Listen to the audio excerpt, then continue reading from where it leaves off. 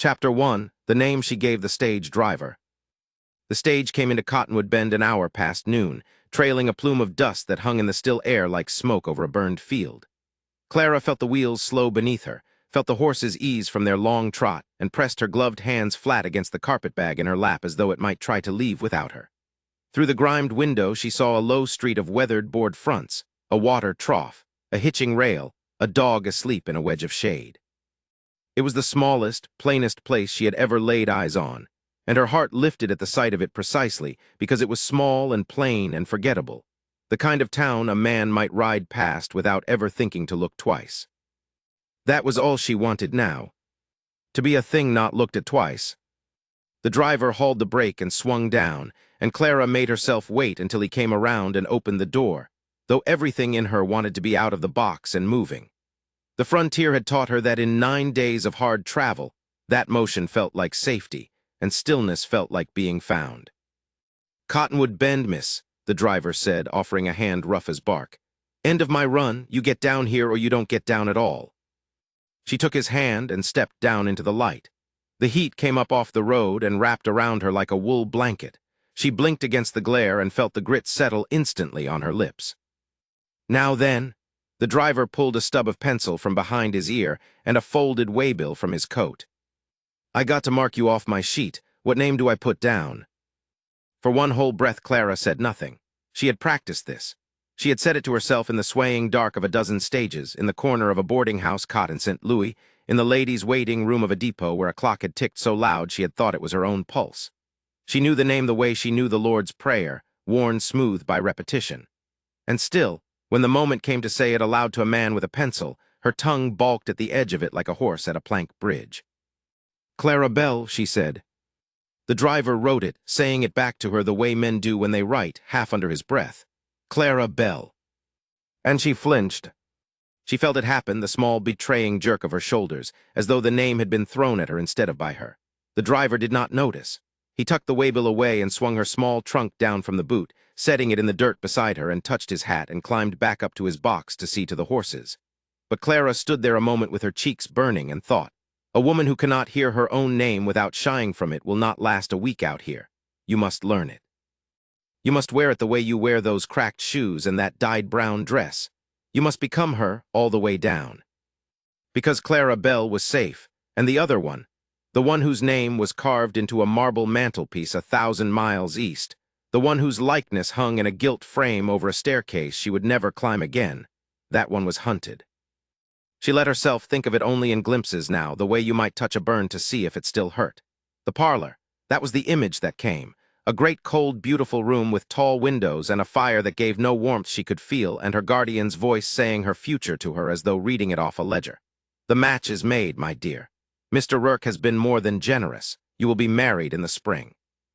And Silas Rourke standing by the fire with his hands folded behind his back, watching her the way a man watches a horse he has already paid for, patient and certain and entirely without heat, and smiling when she said she would not, smiling because he knew, he had always known, that what she would or would not do was a thing of no account against what he intended. She had seen her whole life in that smile, a house with soft carpets and locked doors. A man who owned her the way he owned his railway shares, and would keep her about as tenderly.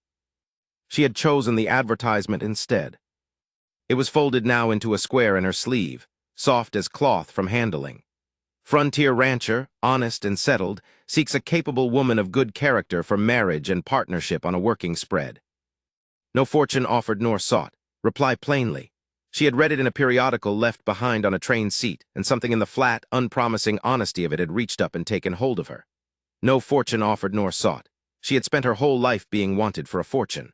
The idea of a man who did not want one, who asked only for a capable woman of good character, had seemed to her in that moment more precious than anything she was leaving behind. She had answered it in a hand she disguised, and signed it Clara Bell, and here she was. "Miss Bell." She turned. A man had come up the street on foot and stopped a respectful distance off, and she understood at once that this was him, and that he had been standing there some little while working up to saying the name. He was tall and lean and brown from weather, perhaps 30, with a plain, honest face that was not handsome so much as it was steady, the kind of face you could set a level against. He held his hat in both hands before him, turning the brim slowly around, and his boots and his one good coat had been brushed with a care that touched her more than fine clothes ever had, because she understood the trouble it had cost him. "I'm Jesse Cole," he said. "I wrote you, that is, if you're the lady that answered." He stopped, and color came up under the brown of his neck.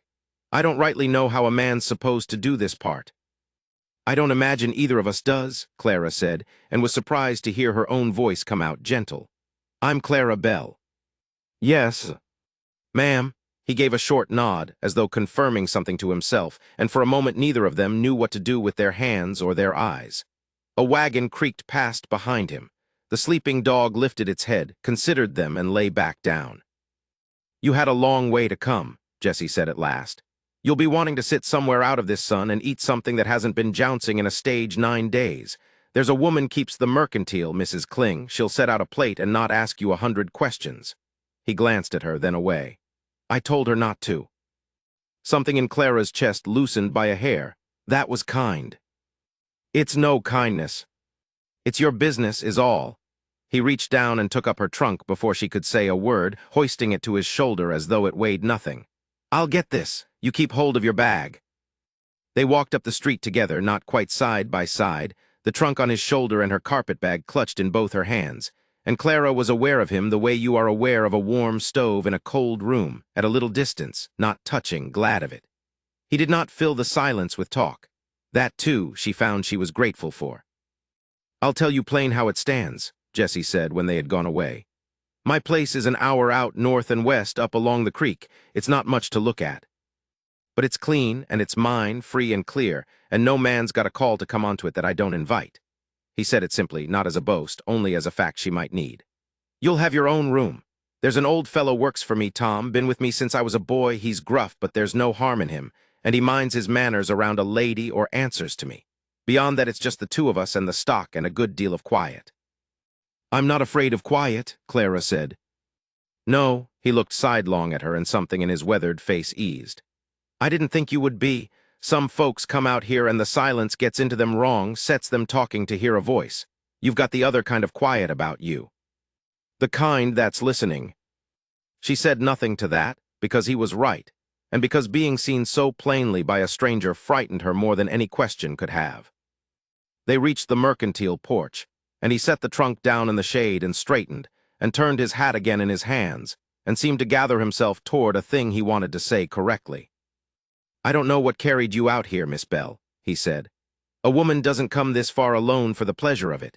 I figure you left something behind you, same as most folks that come west, and I want you to know I'm not going to ask you what it was. A person's past is their own to keep. You'll tell me what you want to tell me when you want to tell it, and the rest is nobody's business, mine least of all." He met her eyes then, direct and without guile. "All I'll ask of you is what's fair, and I'll not ask that till you're settled and rested and know your own mind. There's no hurry on you here. There's no hurry on anything." Clara stood very still. Somewhere behind her ribs, a thing she had held clenched for 9 days, for 9 months, for the whole long march of her hunted life, gave the smallest fraction of an inch. She had prepared a story. She had it ready the way she had the name ready, a seamstress's daughter, orphaned young, no family living, come west because there was nothing to keep her east. It was a good plain story, unremarkable, easy to believe, and she had meant to lay it out for him first thing, to build her wall before he could look over it. But he had not asked. He had stood there in his brushed coat and told her he would not ask, and the story sat unspoken in her mouth, and she found she could not decide whether the lie or the mercy was the heavier thing to carry. "You're a kind man, Mr. Cole," she said quietly. "I try to be a fair one," he said. "Kindness a man can turn off, fairness he can't or oughtn't." He picked the trunk back up. "Go on and rest. I've a few things to see to in town, and then when you're ready, we'll drive out. There's daylight enough. You'll see the place before dark." Through the mercantile window, as Jessie carried her trunk inside, Clara caught sight of an old man across the street, leaning against a post with his arms folded, watching. He was grizzled and stooped, and his eyes were sharp as a hawk's, and they went over her once, over her dress, her bag, and settling oddly on her hands. She looked down at her own gloved hands and understood. Even through the kid leather, they were the wrong hands, too soft, too fine. A seamstress's daughter's hands were not these. The old man's gaze lifted to her face, and he said nothing, and touched 2 fingers to the brim of his hat and looked away. Old Tom, she thought, he had noticed, he had said nothing. She followed Jessie and out of the sun. The room was cool and smelled of coffee and dry goods, and a broad, kind-faced woman came bustling forward with a plate already in her hand. And beyond the window the little forgettable town went about its afternoon. And an hour to the north and west there was a clean, plain house by a creek where no man had a call to come uninvited. For the first time in longer than she could rightly measure, Clara Bell, she made herself think the name, made herself wear it, set down her carpet-bag, and did not at once pick it back up. Chapter 2. An Honest Man's House. The road out of town was little more than 2 wheel ruts worn into the grass, and Clara Bell felt every stone of it come up through the wagon seat and into her spine. She held the carpet-bag on her lap with both hands, the way a woman holds a thing she is not sure she is allowed to keep, and watched the country open around her. It was nothing like the East. There were no hedges, no walls, no gates with a man's name worked into the iron. The land simply went on, gold and dun and green in the low places, until it ran up against a line of hills the color of a bruise. She had spent her whole life inside rooms that were meant to impress.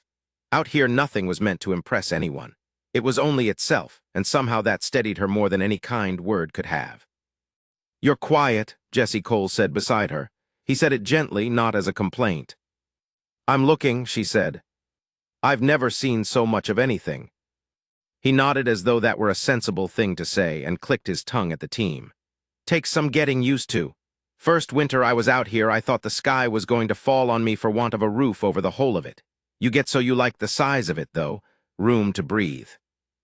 She glanced at him sidelong.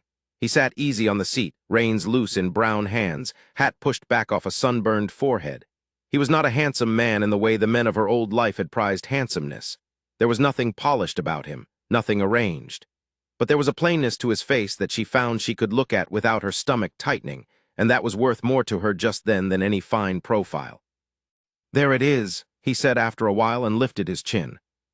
The ranch sat in the fold of 2 low hills with a creek running silver behind it. A house, not large, built of squared logs gone gray with weather, a stone chimney at one end, a barn bigger than the house, a bunkhouse, a corral, a scatter of outbuildings, all of it worn but square, mended but not neglected. Chickens moved in the yard. Smoke stood straight up from the chimney in the still air. It was modest. A woman of her mother's acquaintance would have called it poor, and she had never in her life seen anything she wanted so badly to be safe inside of. "It isn't much," Jessie said, and she heard the care he took saying it, the way a man braces for another's disappointment. "But it's paid for, every board of it. Nobody's got a claim on this land but me, and I mean to keep it that way." "It's beautiful," Clara said, and meant it so plainly that he looked at her a moment, surprised, before he turned back to the team. Old Tom met them at the corral, taking the horses' heads while Jessie handed her down. The old man's eyes went over her once, quick and shrewd, over her hands, she thought, over the softness of them, and then away, and he said only, "Ma'am," and touched his hat and led the team off. She had the uneasy sense of a man who had counted the silver and said nothing. Inside, the house was clean the way a careful bachelor keeps a house, swept and squared and a little bare.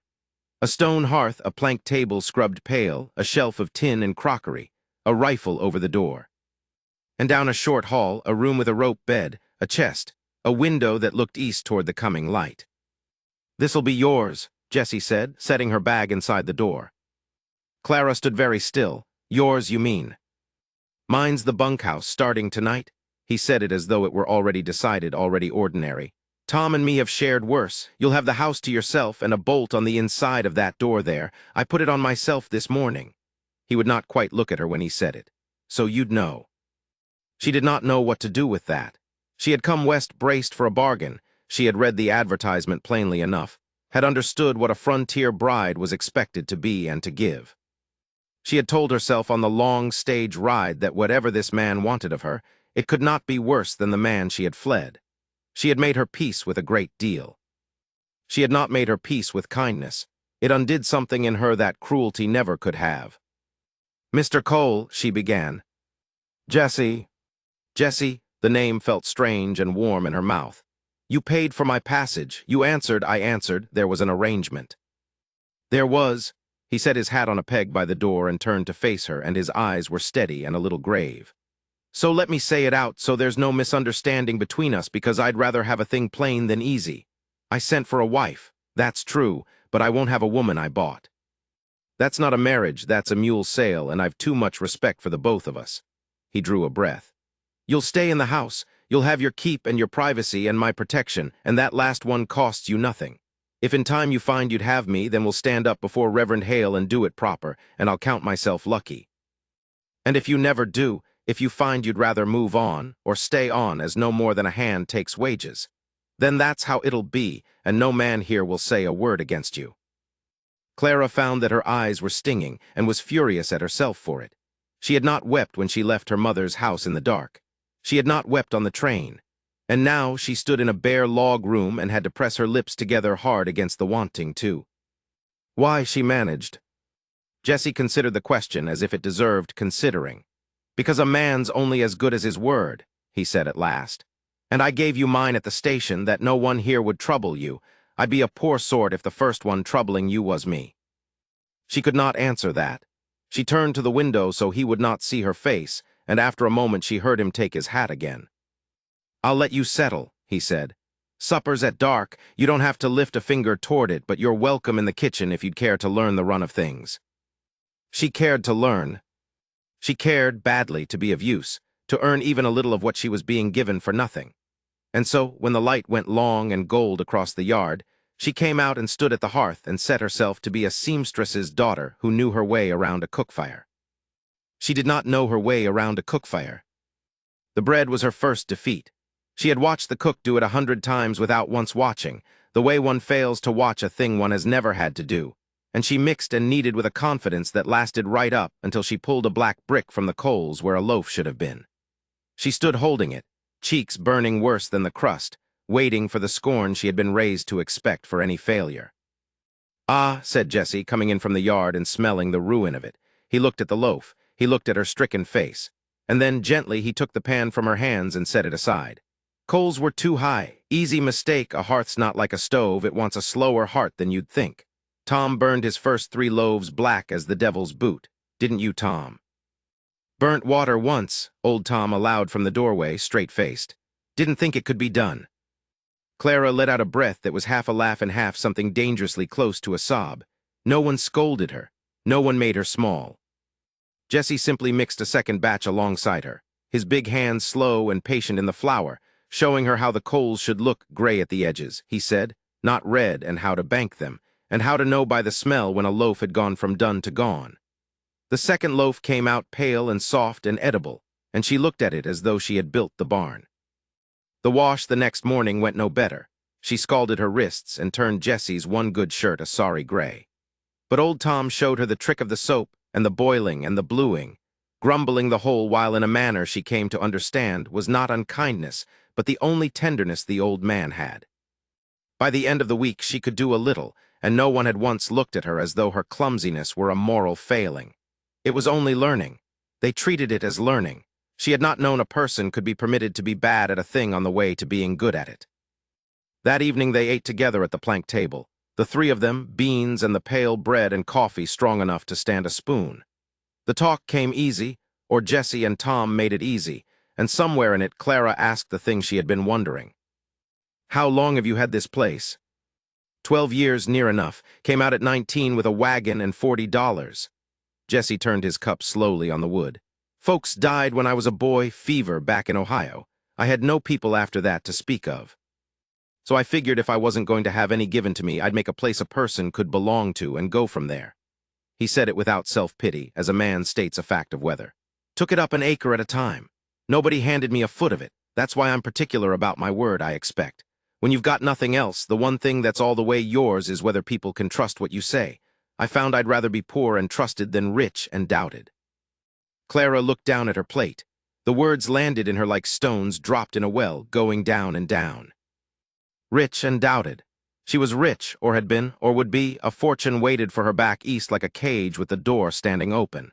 And she was, at this table, in every word she had spoken since the stage, a liar. She had told this honest man she was a seamstress's daughter with no people, and he had taken it into his house without a single question because his word to her had made her past her own to keep. I could tell him, she thought, and the thought was so sudden and so strong that her breath caught. I could tell him right now. He would understand, he of all men. And then the old fear closed its hand around her throat, cold as it had ever been. Because Sela's work was real, and Sela's work did not lose, and the moment she said her true name aloud she made it real too, made it something that could be spoken, carried, sold, followed west. To tell Jesse was to lay her danger down on his clean table and make it his. She would not. She could not. She loved this quiet safety too much already to be the one who broke it. "You've gone far off," Jesse observed, not unkindly. "Only tired," she said, and hated the smoothness with which the lie came now. Later, when the men had gone to the bunkhouse and the house was hers and the bolt was drawn, she sat at the little chest by the window with a stub of pencil and a scrap of brown paper. She wrote the name. Clara Bell, Clara Bell, Clara Bell. The first time her hand faltered, foreign to it. By the 10th it flowed, easy and unthinking, a stranger's name that had begun to fit her hand like a glove. She stopped and looked at what she had done, all those neat false signatures marching down the page in the candlelight, and something in her chest ached with a grief she had no name for. She was getting good at it. That was the terrible thing. She was getting good at being someone she was not, in the one house on earth where she most wished she could simply be herself. Outside, the wind came down off the hills and moved through the grass, and the light in the bunkhouse window burned low and then went dark. Clara folded the paper small and pressed her hand flat over it, and sat a long time in the quiet of an honest man's house, learning to lie better and hating every stroke of it. Chapter 3, Learning the Land. The weeks turned before Clara had learned to count them. She had thought in those first raw days that she would measure her time on the coal ranch the way a prisoner measures a sentence, one scratched line at a time, each dawn a thing to be survived. Instead, the days ran together like water, and she woke one gray morning to find frost gone soft on the fence rails and a green haze coming up in the low pasture, and understood she had been there better than a month without keeping the tally at all. Her hands told the truth of it before her mind did. They were not the hands she had brought west. The soft, cared-for hands that had once turned pages and lifted teacups and lain useless in a lap of silk, those were gone. In their place were hands with blisters healed to callus, a thumbnail broken square across, a thin white line at the wrist where a length of wire had caught her. She looked at them sometimes in the lamplight and did not know whether to grieve or be proud, so she was both at once and said nothing. She had learned to mend fence. That first day old Tom had walked her the length of the north line with a coil of wire over his shoulder and a pair of pliers in his fist, and he had shown her, without once making her feel a fool, how to draw a slack strand tight and twist it fast so it would hold a bawling steer that leaned its whole weight against it.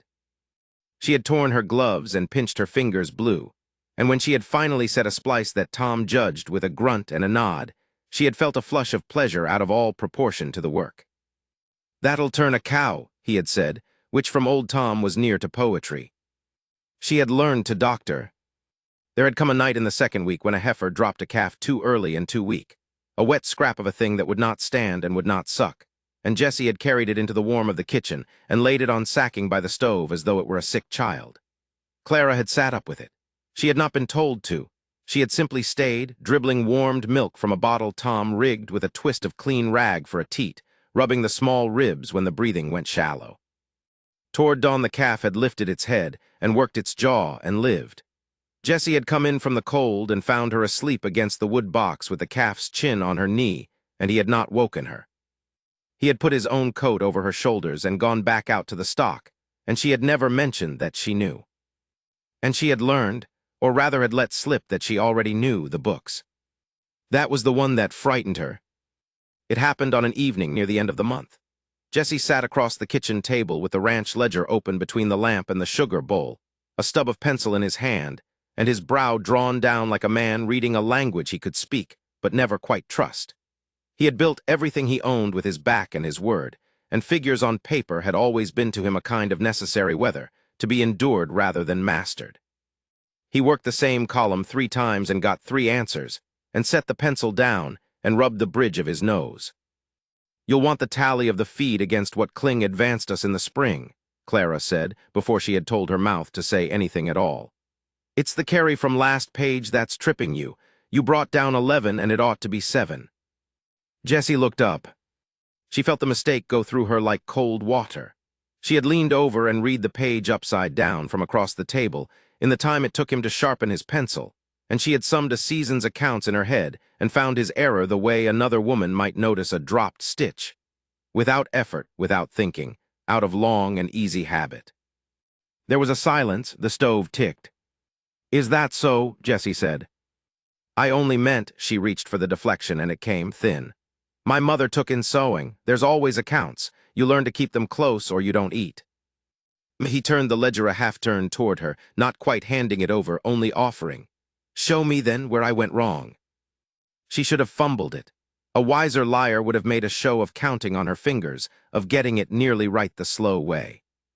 But her pride would not let her be slow at the one thing she had always been quick at. And so she took up the pencil and set the carry right and ran the whole column clean in a single unhurried pass, the figures falling into their places like soldiers. And at the bottom she wrote the true total and underlined it once and set the pencil down. Jessie studied the page.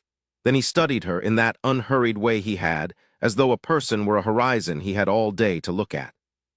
"No seamstress I ever met," he said slowly, "figured like that." Her heart was going hard against her stays. She made herself meet his eyes and made her voice light. "Then you've been buying from careless seamstresses." For a moment she thought he would press it. She saw the question move behind his face, saw him weigh it, the way he weighed everything, turning it over for its true worth. And then, deliberately, he set it down unasked. He had told her that first hour that a person's past was their own to keep, and Jesse Cole was a man who did not say a thing and then unsay it by his conduct. "Well," he said and closed the ledger. "You'll keep these from here on. I've better uses for an evening than fighting a page and losing." He said it plain, no flattery in it, and that was worse and better than flattery both, because it was true. He had looked at what she could do and he had made it useful and asked nothing of where it came from. She sat with the closed ledger under her hand and did not trust herself to speak. They went to town that Saturday. Clara had not been to town since the stage set her down in it, and had not looked at it then, too frightened to see anything but the folded advertisement shaking in her hand. She looked now. It was a small place, a wide rutted street, a church with a plain white steeple, a mercantile, a livery, the sheriff's office, but there was a life in it, a Saturday clatter of wagons and hollered greetings and children underfoot, and she found to her surprise that she was glad of it. The mercantile was Martha Kling's, and Martha Kling took to Clara on sight. She was a wide, capable woman of perhaps 50, with iron-gray hair screwed up hard and a face that looked stern until it decided to laugh, which it did often. She came out from behind her counter with her hands already reaching. "So you're the one," she said, holding Clara by both forearms and looking her frankly up and down. "Jesse Coles found himself a woman with sense, or so Tom Ryerson tells it, and Tom never praised a living soul in 40 years, so it must be gospel. Let me look at you. There, yes, you'll do." And she folded Clara into the shop and the town in a single motion, as though there had never been any question of it. Clara stood in the warm clutter of the mercantile, the barrels of flour, the bolts of calico, the smell of coffee and leather and pipe smoke, and let herself be talked to and talked at, introduced to the doctor's wife and the smith and a farmer's shy daughter near her own age, and she felt something she had not felt in longer than she could name. She felt placed, not watched, not weighed, not appraised for what she was worth or whom she might marry.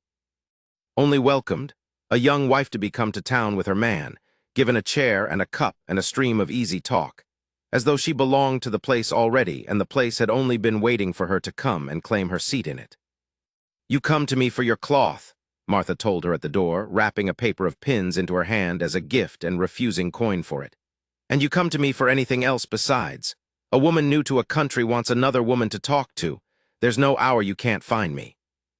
It was when they were loading the wagon to start home that the other thing happened. Jessie had gone to hand her up. There was a high step from the boardwalk to the seat and her skirt caught it, and she felt herself go a small stumble, no more, and then his hand was at her waist, steadying, and she came up onto the seat safe with his palm warm through the cloth at the small of her back. It was nothing. It was a man helping a woman into a wagon, done 100 times a day in every town west of the river. They both went still. His hand did not leave at once. Neither did she pull away. For a breath, too, they were held there in the ordinary noise of the street, and there was in it a warmth that had nothing to do with steadying anyone, a slow, surprised heat that made her aware of the exact pressure of each of his fingers and the near foot of air between his mouth and her own. Then Jesse took his hand away and stepped back and busied himself very hard with a knot on the tailgate that did not need tying, and neither of them said one word about it the whole hour home. But she had felt it. And she knew, from the set of his shoulders on the wagon seat beside her, that he had felt it too, and that he was a careful enough man to say nothing until he was sure of it, until he was sure of her. She might have been happy the whole way home, and nearly was but for the drummer. He had been in the mercantile when they came out, a traveling man in a checked suit with a case of notions, holding court by the stove with the loud good cheer of a fellow who liked the sound of himself. Clara had paid him no mind until a phrase of his caught on her ear like a burr and would not shake loose. "Story I had off the depot man 2 towns east," the drummer was saying. "Rich fellow come through, Eastern money, the kind that don't blink. Hired men with him and a lawyer besides. Ask in at every stop after some young woman, a ward of his, he says, run off from her guardian, offering coin for word of her, portrait and all." He laughed, comfortable, telling it for a tale. Lord knows what she did to be worth that much chasing. Clara did not stop walking. She did not let the parcels shift in her arms. She kept her face as smooth and empty as the flour barrel and went out into the street and let Jessie hand her up onto the seat, and if her hands were cold on the reins of her bonnet, it might have been only the wind. But she rode the whole hour home with the words turning over in her chest like stones. Award, run off from her guardian, portrait and all. He had got as near as 2 towns east. He was spending money the way Silas Rourke had always spent money, not to find her, but to own the finding, to buy every road and every man on it until there was nowhere left to run that he had not already paid to close behind her. That night she lay a long time awake in the room that had been Jessie's, listening to the house settle and the far-off complaint of the cattle. She thought of Martha Kling's hands warm on her arms, and the calf's chin heavy on her knee, and the exact warm weight of Jessie Cole's palm at her back. She thought that she had been happier in this borrowed month than in all her real life laid end to end. And she thought, staring up into the dark, that it was borrowed, built on a name that was not hers, in a country a rich man was already buying his way across, and that a happiness founded on a lie could not be kept, only enjoyed a little while longer before the reckoning came for it. She had not cried since the stage. She did not cry now. She only lay still and let the certainty settle over her like frost coming down on the pasture, quiet and total and cold, until at last, near dawn, she slept. Chapter 4, The Woman Not the Story. The day broke clear and hard, the kind of high summer morning that promised heat by noon and gave it early. Clara was up before the rooster found his voice. She had learned by now that this was Jessie Cole's way, to meet the sun rather than let it meet him. She tied her apron and carried the coffee out to the corral, where he stood with one boot on the low rail, watching the horses shift in the gray light. "You didn't have to bring that all the way out here," he said, but he took the tin cup, and his fingers were careful of hers the way they always were. "I wanted to see if the sorrel's leg had come down," Clara said. Jessie glanced at her sideways, a slow smile at the corner of his mouth. "2 months ago you didn't know a fetlock from a hitching post." "2 months ago I didn't know a great many things." She said it lightly, but the words snagged on something true, and she looked away. If he noticed, he let it be. That was the thing about Jessie she had stopped being able to explain. He let things be. He did not turn her over in his hands like a coin he suspected was counterfeit. He simply took what she offered and asked for nothing behind it. They had a long day ahead of them. A stretch of the north fence had gone slack where a cottonwood had come down in the spring storms, and old Tom had ridden out to run the far pasture, which left the fence to the 2 of them. Clara had asked to come. A month ago she would not have dared. Now she wanted the work, the sun on her neck and the plain, honest ache of a thing done with her own hands. They loaded the wagon with wire and staples and set out along the ruts. Jessie drove, one boot braced, his hat pulled low, and for a long while neither of them spoke, and the quiet was not empty. It had weight to it, the good kind, like a well-built wall. "My father used to say a man who couldn't sit still with another person had no business marrying one," Jessie said at last. "Did he?" Clara turned on the seat. "He rarely spoke of his people. What else did he say?"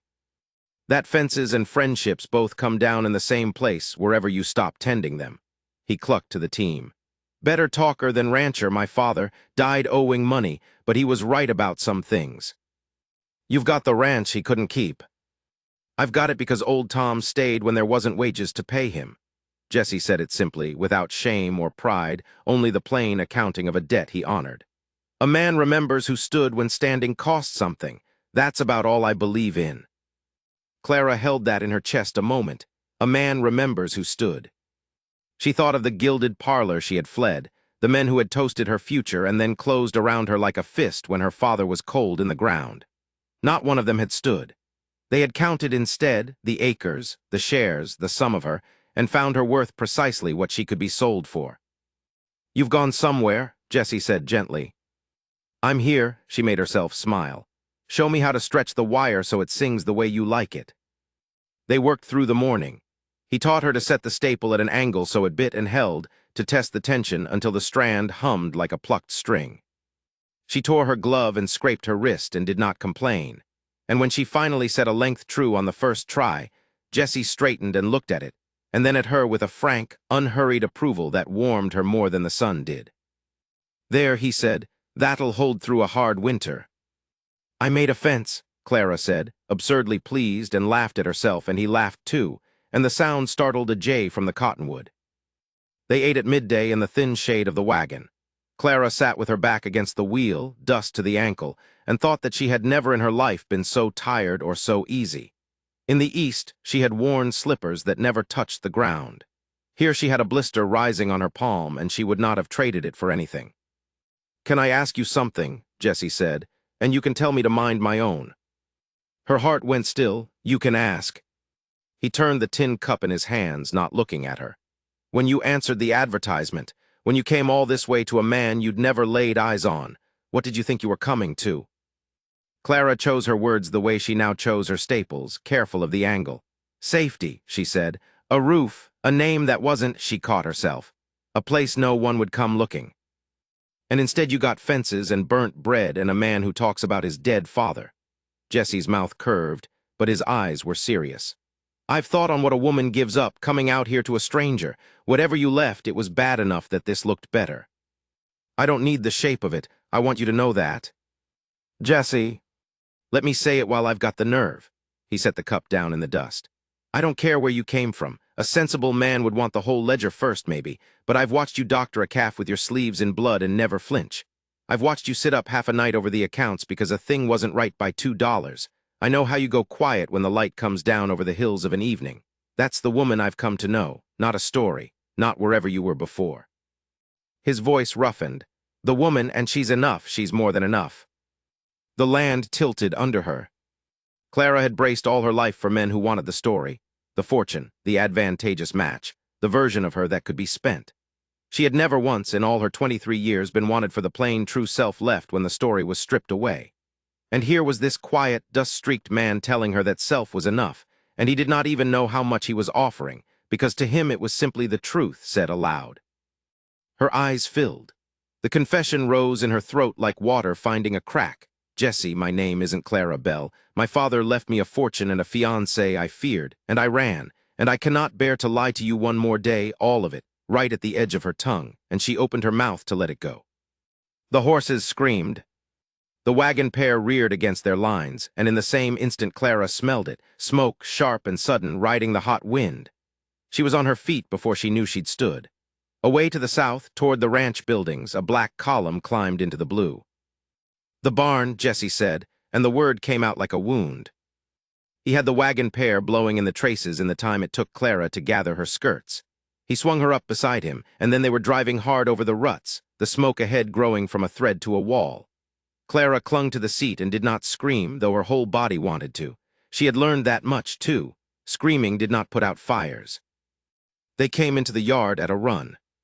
The near end of the barn was alight, the dry loft hay catching like tinder, and from inside came the mad crashing of a horse trapped in a stall, the sorrel with the healed leg, thrown into terror against the rails. Jessie was off the wagon and running. Clara, the pump, wet the sacks. But she was already moving, and something in her had gone very cold and very clear, the way it had gone the night she climbed out a window with a carpet bag and no name. There was a thing to do, and she would do it. She snatched the grain sacks from the wagon bed, plunged them in the trough, and ran not for the flame but for the tack room door on the safe side, because the sorrel would never come toward the fire, and a man dragging on a halter would only be trampled. "The far door," she shouted. "Open it and stand clear. I'll bring her to the light." He heard her. She would remember after that he trusted her in the same breath, that he did not argue with the woman he'd been calling green 2 months before. He wrenched the far door wide and stood off it, and Clara went in low under the smoke with a wet sack over her arm and got herself to the sorrel's head. The horse's eye rolled white. Clara did not grab the halter. She threw the wet sack over its eyes, blinding it to the fire, and put her mouth to its ear and said, in a voice she did not recognize, low and steady and unafraid, "Come now, this way, come." And the horse came.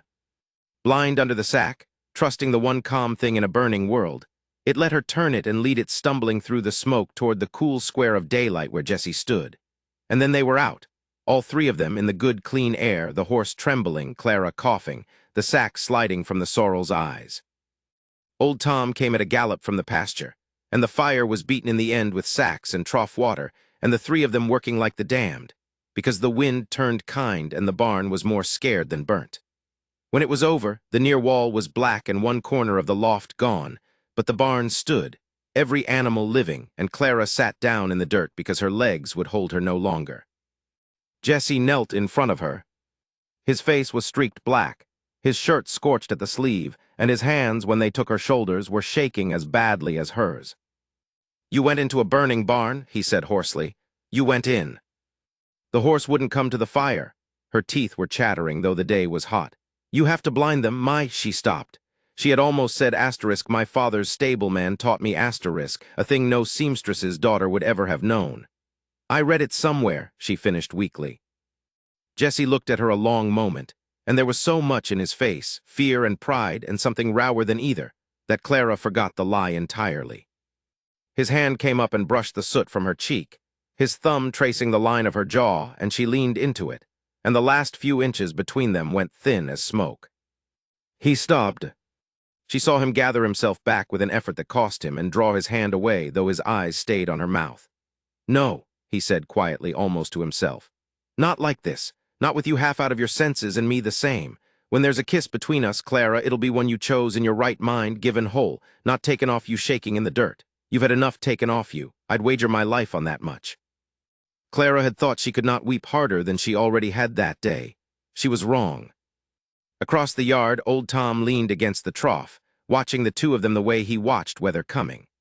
When Jesse rose at last and went to see to the smoldering wall, the old man fell into step beside him, and Clara heard, over the tick of cooling timber, the low gravel of his voice. "That girl of yours," old Tom said, "whatever it is she's runnin' from, and she's runnin' from something, boy, don't tell me she ain't, she's worth the standin' for. A soft-handed woman goes into a fire for a dumb animal that ain't even hers." He spat, and it was almost tender. "You keep her, and you stand for her come what comes." "I mean to," Jesse said. Clara sat in the churned dirt with her ruined apron and her scorched hands and looked at the man who would not kiss her because she had already had too much taken, and at the barn she had helped save, and she knew, with a certainty that frightened her more than any fire, that she could not go on being loved as a lie. He had said it plain, the woman, not the story. And the woman had a name, a real one, and a truth heavy as the fortune she'd fled, and she wanted, God help her, to be loved holding all of it. Soon asterisk, she promised herself, watching the smoke thin to nothing against the evening sky. "I will tell him all of it. I would rather he know the whole of me and choose, than keep this and know it was never mine to keep." Chapter 5, The Whispered Beginning. The barn that Clara had helped save from fire not 3 weeks before had been swept clean and hung with lanterns, and now it glowed against the falling dark like something out of a story she'd stopped letting herself believe in. Martha Kling had seen to the transformation with the same brisk generalship she brought to her mercantile counter, trestle tables along one wall groaning under pies and cold ham, a fiddler and a boy with a squeeze box tuning up in the corner, and the wide plank floor swept and sanded smooth enough to dance on. "Well," Martha said, taking Clara by both shoulders and holding her at arm's length, "would you look at yourself?" Clara looked down instead at the dress. It had been Martha's doing mostly, a bolt of soft blue wool cut down and taken in and trimmed with a bit of ivory lace that Clara herself had set into the collar over 3 evenings by lamplight. Her own stitching, her own hands. Once she had owned dresses that cost more than this whole town saw in a season, gowns fitted by women who knelt at her hem and never once met her eyes. She had never made a single thing she wore. This plain blue wool, finished by her own needle, was the first garment she had ever truly earned. "It's the lace," Clara said. "You were right about the lace." "It's not the lace, child," Martha's voice gentled. "Though the lace is fine, go on in." Half this town's been waiting all week to see you dance." Clara did not think that was true, but the strange thing was that it was not entirely a lie either. Somewhere in the last month she had stopped being the stranger who stepped off the stage. She was Clara Bell now, who kept Jessie Cole's books and had passed a bucket down a burning line without flinching. She had a place. People turned when she came into a room, and they turned to be glad. She stepped inside, and the warmth of it, the lantern light, the fiddle finding its first slow reel, the press of neighbors, closed over her like water. Jesse was standing near the door with his hat in his hands. He'd worn his good shirt, the collar buttoned high, and someone old Tom, surely grumbling the whole while, had taken shears to his hair. He looked scrubbed and uncertain, and when he saw her the uncertainty went out of him all at once, the way a lamp steadies when the door stops swinging. "Clara," he said, just that. He said her false name the way he said everything, plainly, meaning it entire, and she felt the old guilt turn over in her, that he gave the whole of himself to a name she had invented in the back of a swaying coach. "Jessie," she made herself smile and found she did not have to make it. "You've had your hair cut." "Tom did it," he rubbed the back of his neck ruefully, "with the sheep shears. I'm told I ought to be grateful he left me an ear." He held out one hand, palm up, calloused and steady. "They're playing slow. I'm no hand at the fast ones, but I could, that is, if you'd." "Yes," she said, before the asking could cost him any more.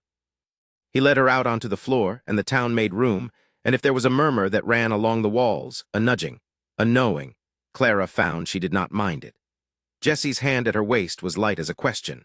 He held her the way a man holds something he means to hand back unbroken, and she thought of all the ballrooms she had been steered across like a prize horse, and she leaned in the smallest degree closer than the dance required. He noticed, she felt him notice, his breath went careful. "You dance fine," he said low near her ear, "for a seamstress's girl." Her heart stumbled, but there was no edge in it, only that gentle teasing he'd taken to, the way he'd remarked once that no seamstress figured a column of sums as fast as she did. He was not trying to catch her. He was only, in his quiet way, marveling at her and letting her hear that he did. "My mother liked to dance," Clara said, which was true, and was the closest thing to her true self she had given him in weeks. Her mother had liked to dance. That much of the lie was real. "Then she'd be glad to see you now," Jessie said, and turned her under the lantern light. And for the length of that reel, Clara let herself be nothing but a woman in a blue dress dancing with a good man while the whole town looked on and was glad. They danced two more, and then Jessie fetched her cider and stood guard over her at the edge of the crowd, while the Reverend Hale said a mild, kind word, and old Peterson thanked her again, gruffly, for the calf. Clara answered them all and felt the strange abundance of it, that there were so many people in one room who wished her no harm. Back east a room this full had always meant danger. Every smile there had teeth behind it, every kindness a lever. Here the kindness was only kindness. She kept waiting for the catch, and kept not finding it, and the not finding was its own kind of ache. When the fiddler laid down his bow for a rest, Jessie touched her elbow. "Walk you out, it's close in here." The night outside was enormous and cold, and spangled to the horizon with stars, more stars than any eastern sky had ever bothered to show her. They walked a little way from the lantern light, down the wagon-rutted track toward where the buggy waited, and the fiddle started up again behind them, thin and sweet through the barn wall. Jessie stopped. He turned his hat in his hands a moment, and then set it on his head as though he'd decided something, and looked at her. "I'm not a man of speeches," he said. "You'll have marked that." "I have," she said softly. "So I'll only say it the once and plain." He drew a breath. The starlight caught the edge of his face, the honest bones of it. "I know there's things you don't tell me. I told you the first day your past is your own to keep, and I meant it, and I mean it yet. But I'd have you know this much of my mind." His voice dropped, low and even, hardly above the sound of the wind in the dry grass. "As long as I draw breath, Clara, you've got a home. There's a door that's yours, and a chair that's yours, and a man that'll stand between you and any weather that comes. And my name, if ever you want it. No hurry on it. No claim. Just it's there. It's yours to take when you please or never, and either way the home stays." Clara stood very still. She had been promised many things by many men, in gilded rooms, with witnesses and lawyers and rings that cost a laborer's year, and not one of those promises had been a gift. They had all been cages dressed up as devotion. This man was offering her the one thing none of them ever had. He was offering her a door she could walk out of. And by making it something she could refuse, he had made it the only vow she had ever wanted to accept. Her eyes stung. "Jesse Cole," she said when she could, "you are the strangest kind of man." "That a no?" "It's a yes." The word came out of her whole and unhesitating. "To courtship, to being asked." "Yes." Something eased in him, some long-braced thing, and he did not whoop or reach for her. He only let out a slow breath and nodded once, as if a fence he'd been mending had finally held. "All right, then," he said, and there was so much held under those two plain words that Clara's throat closed.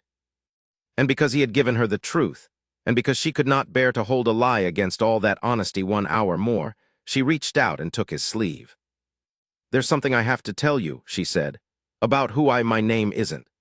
Cole, a voice sharp from up the track, boots crunching gravel, the deputy, Harmon, hatless and hurrying, a folded paper pail in his hand. "Jesse, sorry to Martha said you'd stepped out." He stopped, breathing hard, glancing between them. "There's a wire come through to the depot this evening. Telegraph man wrote it out himself, said it wanted answering." He held out the paper and then drew it back.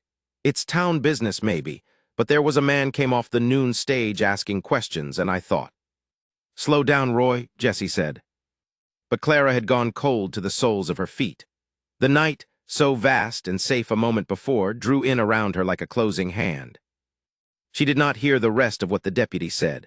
She was watching Martha come out of the barn behind him, her broad, kind face gone tight with something she was hurrying to say before it could be overheard.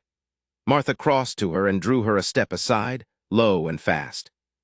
"A man came into the mercantile this afternoon," Martha murmured, gripping Clara's wrist. "Eastern clothes, soft hands, polite as a snake. He was asking after a young woman come out this way some months back, and Clara, honey, he had a little painting of her, a portrait in a case the kind a rich man carries." Her grip tightened. "It was you. I told him I'd seen no such person, and Peterson backed me, and he went off toward the hotel smiling like he'd all the time in the world." Her voice dropped further. "But a man like that don't come alone, and he don't come for nothing. Whatever it is you're running from, child, it's found the county." Clara heard, distantly, the deputy answer that the wire had come addressed to the sheriff from an attorney's office back east. She heard the word Ward. She heard the name Rourke carried on the cold air like the first breath of a storm off the mountains, and her whole body went to ice around it. Silas Rourke did not lose things.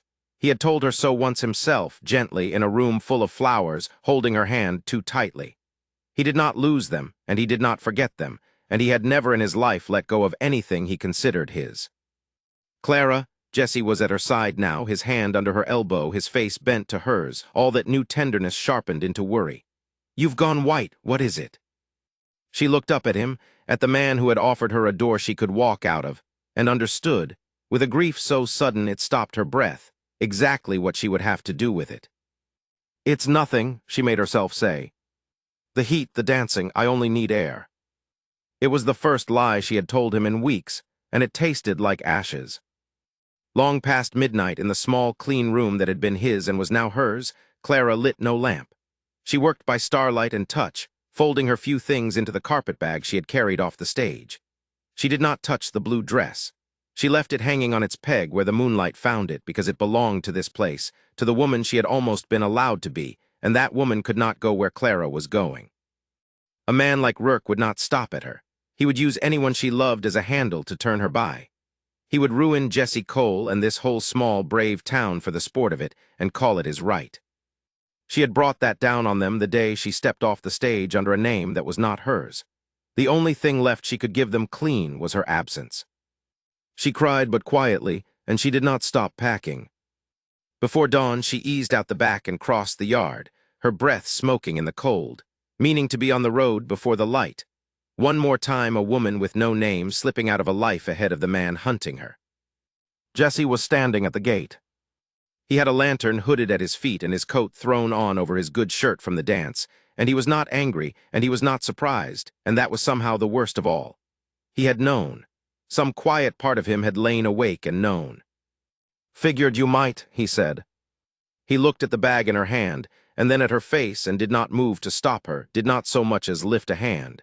"You going to tell me why?" Clara stood in the cold with the false name breaking apart inside her, and found she could not lie to him. Not this last time. Not with his eyes on her like that. "I have to go, Jesse," she whispered. "I have to. Please don't ask me why, not yet." Chapter 6, The Truth Between Them. The gate post was cold under Clara's hand, and the sky behind the eastern hills had only just begun to gray. Jesse stood 3 feet from her in the half-dark, his coat thrown on crooked, his hair still creased from the pillow. He had not shouted. He had not reached for her bag. He only stood and looked, and the looking was harder to bear than any shout would have been. "You said you have to go," he said. His voice was low, and even the way it was when he gentled a spooked horse. "You didn't say why." "Jesse, please." She hitched the carpet bag higher against her hip. Her knuckles ached from gripping it. "Let me go while it's still dark. It'll be easier for both of us."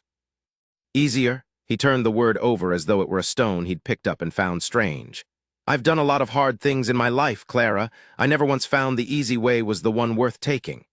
He took a single step closer and stopped, careful, giving her room. "I'm not going to lay a hand on that gate to keep you. If you want to walk through it, I'll saddle a horse and ride you to the depot myself, and I won't say another word against it. But I'll not let you go without the truth. You owe me that. Not the ranch, not the cooking, not the marriage you never promised. The truth, just that." The tears came before she could stop them, hot and silent, and she hated them, because they were the tears of a girl who had been taught that crying was a lever to be pulled. She had spent months unlearning that girl, and now here she was at a gate before dawn, weeping, and every word she had left to say was a confession she had sworn she would carry to her grave. "You'll hate me," she whispered. "Try me." So she set the bag down in the dirt. It was the hardest thing she had ever done, setting it down, because as long as she held it, she was still leaving, and once it touched the ground, she was only a woman standing in front of a man she loved, with nothing between them but the dark and the thing she had never told. "My name isn't Clara Bell," she said. He didn't move.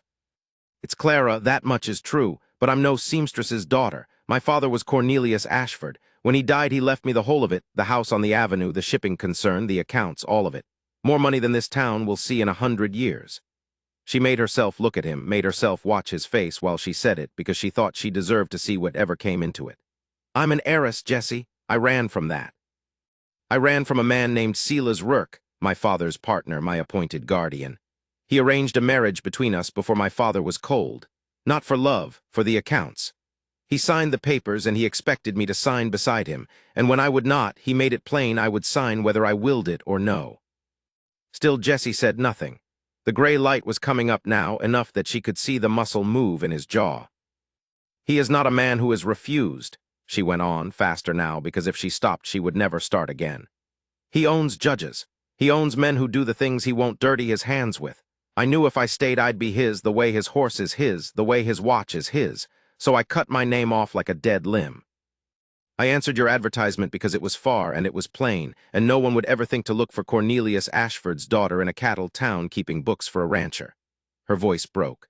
"I lied to you every day, in your own house, at your own table. I let you give me your room and I lied to you. And I'd have gone on lying, except I can't do it anymore, Jesse. I would rather lose you honest than keep you false." The words ran out. The silence that came after was the longest of her life. Jesse turned his head and looked out over the pasture, at the shapes of the cattle beginning to lift out of the dark, at the fence line she had helped him mend with her own 2 hands that were no longer soft. He was quiet so long that she began, slowly, to gather the pieces of herself for the leaving. She bent for the bag. "Leave it," he said. She froze. "You think I'm angry," he said it quietly, still watching the field. "I've been standing here trying to find the anger because it'd be simpler if I could. A woman lies to a man, he's got a right to it." He shook his head slowly. "But it won't come. You want to know what came instead." She could not speak. She only shook her head. He looked at her then, and there was something raw in his face she had never seen him show. Not to old Tom, not to anyone. "What came was hurt," he said. "Not that you lied, that you thought you had to. That you looked at me across that table all these weeks and figured, that man, if he knew, he'd want me less, or he'd want the money more." He said the last word like it tasted of ash. "That's the part that cuts, Clara, not the name, that you believed $1 could turn my head, that you'd lived so long among men it could turn you couldn't tell there was another kind." "Jesse, I don't want your money." He said it flat and final, the way he said a fence would hold or a storm was coming, a plain report of the truth. "I don't want the house on the avenue. I don't want the accounts. If you signed every cent of it over to the church this morning, I'd stand right here and be glad of it, because then maybe you'd believe me. I've watched you doctor a sick calf at midnight with your sleeves rolled and muck to your elbows. I've watched you learn to make bread that didn't burn and be proud of it. That's the woman I know. That's the one I'd stand for. Silas Rourke never met her. He met an account with a girl attached. His voice dropped, gentled again. I met Clara. The sob that came out of her was ugly, and she didn't care. She pressed the back of her hand to her mouth. Now, he said, and stooped and picked up the carpetbag before she could and held it easy at his side as if the matter were settled. You were going to run to keep me clear of this man, weren't you? Save me the trouble of you. She nodded, helpless. Then you don't know me half as well as I know you. A thing that was almost a smile touched the corner of his mouth and then was gone, replaced by something harder and surer. I'm not a man who runs, Clara, and I'm surely not a man who lets a woman he loves run alone into a fire so he can stay warm. That's not a bargain I'd take. My word's the only thing I've ever truly owned, and I'm giving it to you here at this gate, so hear it plain. You're not facing that man by yourself. Not while I'm above ground. We face him together or not at all. He'll ruin you, she whispered. He ruins people, Jesse, it's what he's for. Better men than him have tried to break me and found I don't break easy. He said it without heat, without boast, and that was what made her believe it. Let him come. She had run 1,000 miles to be no one's, and here was a man laying his word down in the dirt between them like a floor she could stand on. The terror of it was worse than any fear Rourke had ever put in her, because Rourke's fear she understood, and this hope, was a country she had no map for. She stood at the edge of it and shook. I'm afraid, she said, not of him, of you meaning it. I mean it. He set the bag down again, deliberate, on the safe side of the gate this time, on the ranch side, on home. Then he lifted his hand and did what he had not once done in all the weeks she'd lived under his roof. He touched her face, his thumb rough against her wet cheek, unbearably careful. I've been meaning it a good while. I was only waiting on you to be free enough to hear it. She closed the last of the distance herself. She wanted that on the ledger of her life, that when it came, she was the one who crossed. She rose up and kissed him, and he met her, and it was nothing like the almost of the barn night, nothing halted, nothing held back. It was freely given, both ways, with no name hidden between their mouths and no lie left to keep. When they parted, her forehead came to rest against his jaw, and his arm came around her back and held. And for a moment there was only the two of them, and the light coming up gold over the hills and the cattle stirring. And she let herself, for the first time in a year, simply be held by something that would not let go. All right, she said at last, into his collar. Together, then. Together. She felt him say it more than heard it. Then, practical, the rancher surfacing again.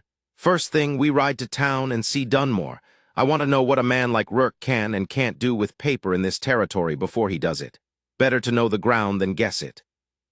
They went in as the sun cleared the ridge, and Sheriff Dunmore heard them out in his small office with a mug of cold coffee forgotten in his hand.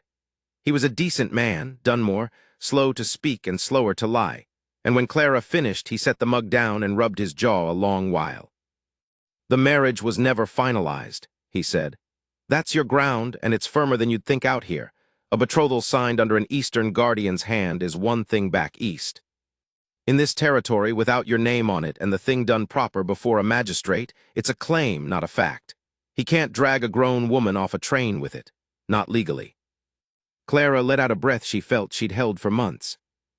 But, Dunmore said, and the word landed hard, a man with money don't always trouble himself with legal.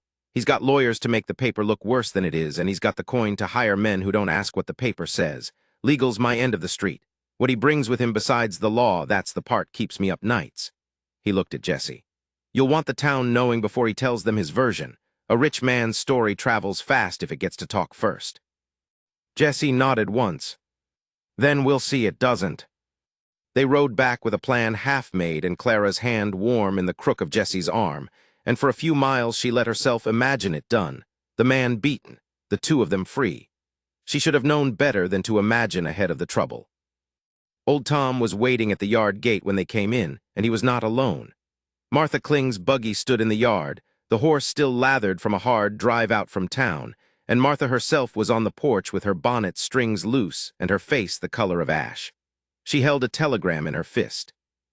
It came into the office not an hour ago, Martha said before Clara had even swung down. I drove straight out. Clara, child, it's not his agent this time. Clara's blood went to water. It's the man himself, Martha said. Silas Rourke, he's on the train west, and by this it's already past Kansas City. She held out the paper as if she wished her hand were empty. He's coming himself. Chapter 7, The Man Who Doesn't Lose. The train came in on a Thursday, and the whole town knew it before the whistle finished dying against the hills. Clara heard it from the mercantile, where she had been counting bolts of calico for Martha Kling and pretending her hands did not shake. She set the last bolt down carefully. Through the front window, she watched a black carriage roll up Main Street, hired at the depot, gleaming and out of place among the mud-splashed buckboards, and she knew the shape of the man inside before the door ever opened. "That's him," she said. Martha came to stand beside her, drying her hands on her apron. "You don't have to be here for this." "Yes," Clara said, "I do." Silas Rourke stepped down into the dust of a frontier street as though it were a marble stair laid for him alone. He was not a large man.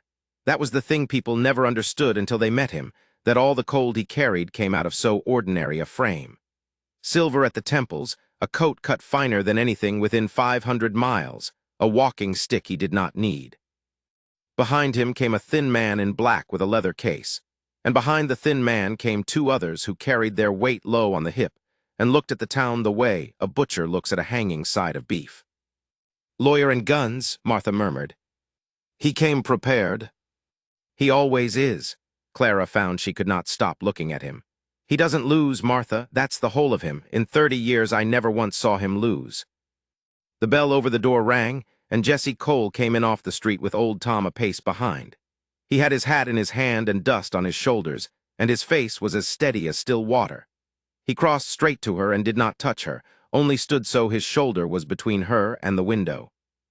"He's here," Jesse said. It was not a question. "He's here." "Then we'll go say, 'How do you do?'" Jesse said, "and get the measure of him. A man tells you everything in the first minute if you let him talk." They went out together into the light. Rourke had already gathered a small crowd, the way a fire gathers cold hands. He stood on the boardwalk before the hotel with his hat off and his voice pitched low and warm, and he was telling them a story. Clara heard it as she came up the walk, and it turned her stomach because it was so very well made. "My ward," he was saying to a knot of ranchers and the blacksmith and two women from the church. "God rest her poor mother, I gave that girl my solemn word I would see her safe. And she is not well, gentlemen, that is the tragedy of it, nervous fits, delusions. She takes an idea into her head and no reasoning on earth will move it." He shook his silvered head and looked for all the world like a man carrying grief. "She ran from my house in the dead of night. I have come a very long way, and at great cost, only to bring her home to the care she needs." "He's good," old Tom breathed. "Lord help me, I'd near believe him myself." "That's how he wins," Clara said. "He makes the true thing sound like the madness." Rourke saw her then. She watched the sight of her cross his face and vanish under his manners like a stone under still water, one flat flicker, and then the warmth again, smooth as poured cream. "Clara," he said, just her name, and the false gentleness in it made her skin crawl. He came down off the boardwalk with both hands out as a father might. "My dear girl, you've led us such a chase. Look at you, dressed like a farmhand, thin as a rail. Whatever have they done to you out here?" "They've been kind to me," Clara said. "Which you'd not recognize." A murmur went through the crowd. Rourke's smile did not waver, but his eyes did, one hair's breadth, and she knew he had heard the steel in her that had not been there when she left the East. He had come expecting the girl who flinched. She watched him adjust to the woman who did not, and she took a fierce and secret joy in it, even afraid as she was. "You see," Rourke said gently, turning to the crowd, "how she speaks, the persecution, the strange fancies. It is the illness talking, friends, not the girl." He turned back, his voice dropping, though he let it carry. "Come now, the carriage is warm. We'll have you home before the leaves turn, and none of this need be spoken of again." He put out his hand to take her arm. Jesse stepped between them. He did it without hurry and without a word, moved his body into the space where Rourke's hand was reaching and stood there, hat still in one hand, the other loose at his side. He was a head taller than the older man and twice as broad, and he did not puff himself up or set his jaw. He only stood, immovable as a fence post sunk in stone, and looked down at Silas Rourke with a calm that was somehow worse than anger. "She's not going anywhere she doesn't care to go," Jesse said. The two men at the carriage shifted their weight. The whole street seemed to hold its breath. Rourke considered Jesse the way a man considers an obstacle in the road, measuring, unhurried, faintly amused. "And you are?" "Jesse Cole, that's my ranch out the East Road." He let that sit. "You're welcome to water and a bed like any traveler. You're not welcome to lay hands on this woman." "I see." Rourke's smile turned indulgent. "The rescuer, there is always one." He looked Jesse up and down, and Clara saw him do the sum he did on everything alive, worth and price, what a thing cost and what it could be bought for. "Mr. Cole, let us not perform for the crowd. You are a working man, an honest one, I don't doubt. I've built an empire on the labor of honest men." His voice went soft and reasonable. "That ranch of yours, I imagine a place like that carries debt."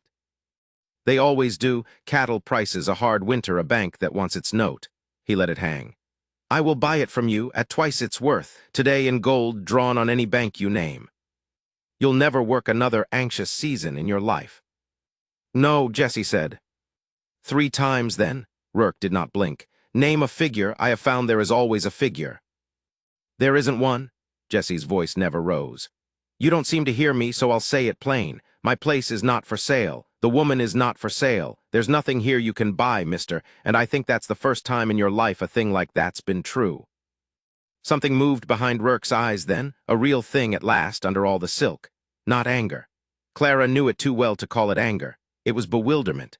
Silas Rourke had walked the whole earth as a market, and here was a man in worn boots, offered a fortune, saying no as easily as he'd say no to a second helping.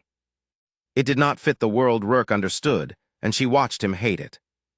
"You're a fool," Rourke said, and for the first time the warmth was gone from his voice entirely. "Maybe," Jesse allowed. Rourke turned from him then, because a man like that always turns to the paper when the price fails.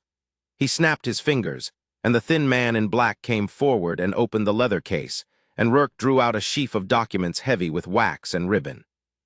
"Then we will speak the language you people seem to prefer," Rourke said, and now his voice carried, pitched for the whole street, for the ranchers and the churchwomen and the sheriff, who had come to stand at the edge of the crowd with his thumbs in his belt. "Legal guardianship granted by a court of the state of the person of Clara," and he said her true name, her old name, the name she had cut off herself and buried, and Clara flinched to hear it spoken aloud in this street where no one had ever known it. "A contract of betrothal signed and witnessed, binding her to marry. She is, in the eyes of the law, my ward and my promised wife, run off from both. I have every right to take her home. I am being generous, friends, in asking first." He turned the papers so the nearest men could see the seals, the ribbons, the heavy, important ink of a world 1,000 miles away. Now, his voice was almost kind again. "Any man who stands between a guardian and his ward stands against the law itself. Any town that harbors a runaway against lawful papers can be made to answer in courts, with lawyers, with costs that would ruin every soul on this street. I do not wish that. I am a reasonable man." He smiled around at them all. "But I always collect what is mine." And Clara saw it work. She saw it move through the crowd like cold through water. The blacksmith looked at his boots. One of the churchmen drew back a step. A rancher she had shared a pew with murmured to his neighbor, whose face had gone careful and closed. They were good people, but they had homes and children and thin margins, and here was a rich man with the law in a leather case promising ruin, and she could see them beginning, one by one, to weigh her against everything they had built. It wounded her more than any of his cruelty. She had earned this town with her own 2 hands, mended their fences, sat there sick, laughed at their tables, and she watched the earning come loose under the weight of Rourke's paper and thought, "I brought this to their door." "Jesse," she said, very low, "maybe I should." "No," he didn't turn his head. "Whatever you're about to say, no." Sheriff Dunmore pushed forward through the crowd. He was a decent man and a tired one, and Clara saw both in his face as he took the documents Rourke held out.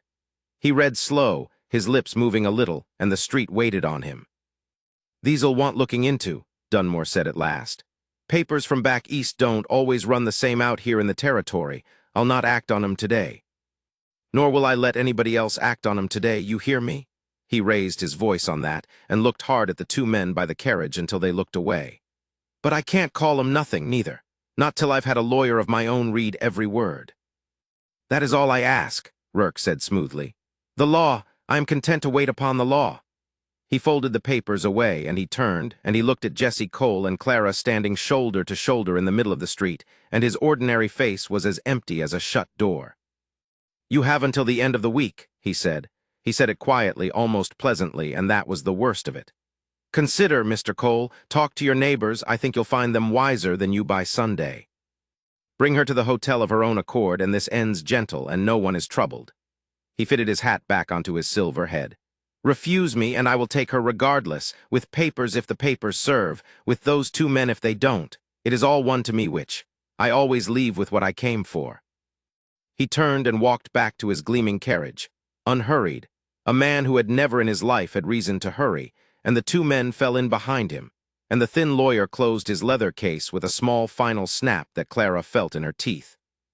The crowd began to break apart, not meeting her eyes, drifting off to their wagons, and the street that had felt like home for 3 months felt, for one terrible moment, like the East again, like a room closing like a cage.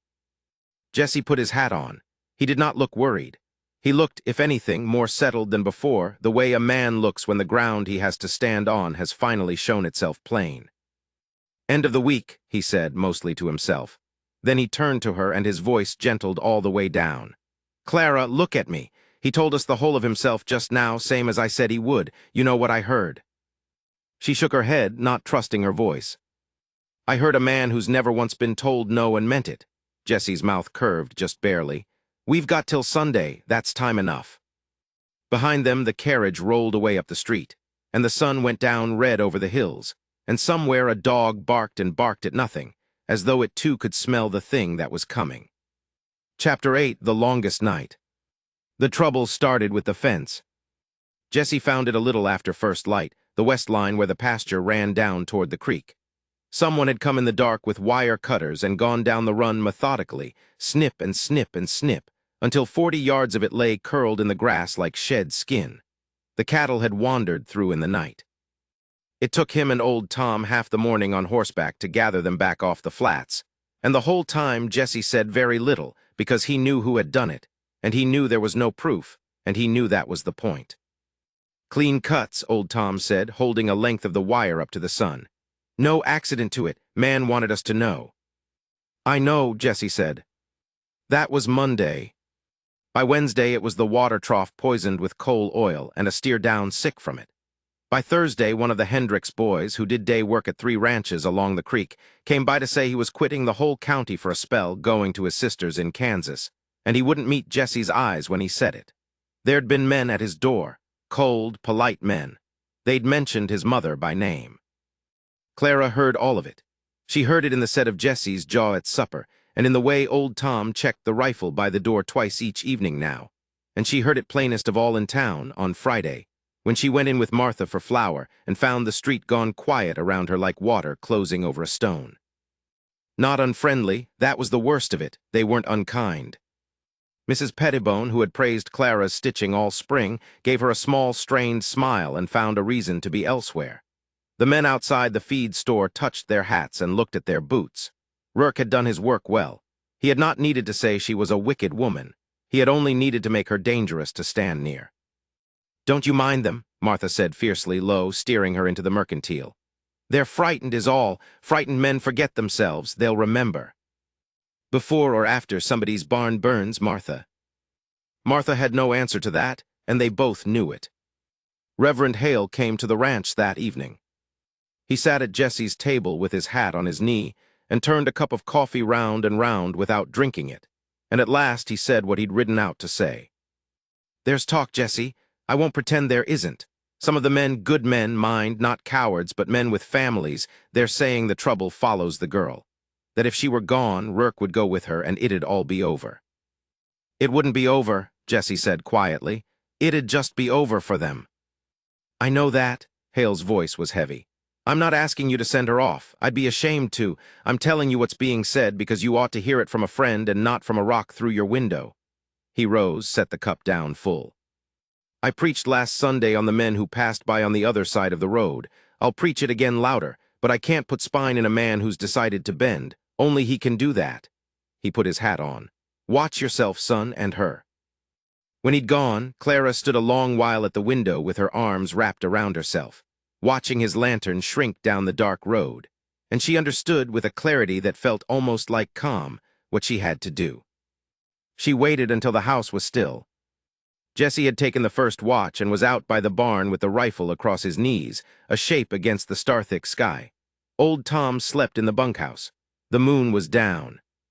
Clara sat at the little writing desk that had been Jesse's mother's, and she trimmed the lamp low, and she made herself stop shaking long enough to write, because if she let herself feel it, she would never do it at all.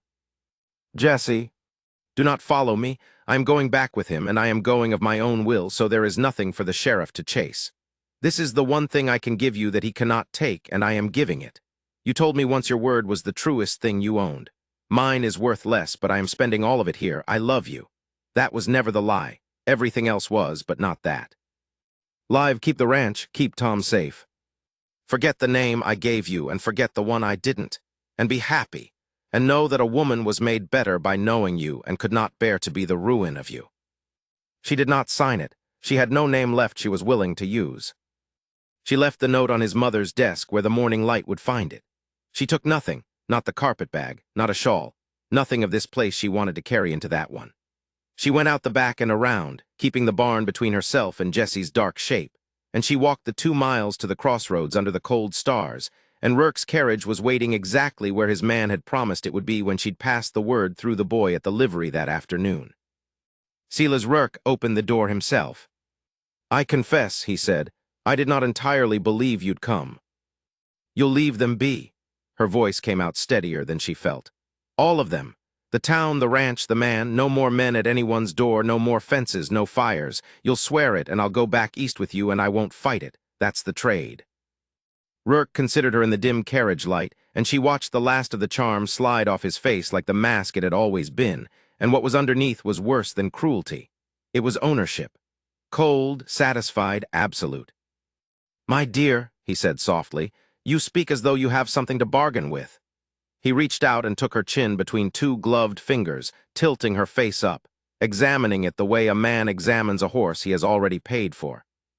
You never did. I don't want you willing, Clara. Do you know, I never once cared whether you were willing. Willing is what weak men ask for because they cannot take. I want what is mine, returned to where it belongs, and reminded that it does not run twice. His thumb pressed hard against her jaw. You imagine you're saving them. You're only saving me the tedium of burning it all down. But understand, I would have. Every board of that pauper's barn, I want you to carry that with you. That you cost them nothing only because I permitted it. She jerked her face free, then swear it. Swear you'll leave them be, or I'll scream this county awake, and you'll take me over a dead man in front of 40 witnesses. Something flickered in him, irritation, not fear, the annoyance of a man whose transaction has gone 1 sentence long. As you like, he said. You have my word for whatever you imagine it weighs. The town is beneath my notice the moment you are back in it.